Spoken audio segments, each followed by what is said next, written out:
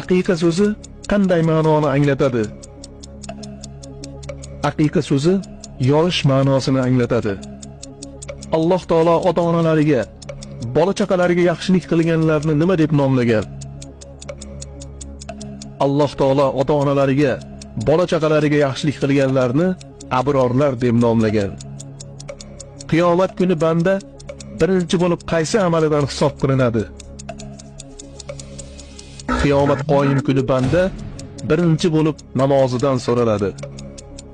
Payg'ambar sollallohu alayhi va sallam Jabroil alayhissalomni asl suratida necha marotaba ko'rganlar? Payg'ambar sollallohu alayhi va sallam Jabroil alayhissalomni asl suratlarida 2 marotaba ko'rganlar.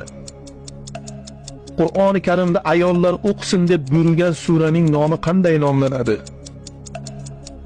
Qur'oni Karimda ayollar o'qisin deb buyurilgan suraning nomi Nur surasi deb nomlanadi. Kazzob so'zi lug'atda qanday ma'noni anglatadi? Kazzob so'zi o'ta yolg'onchi degan ma'noni anglatadi.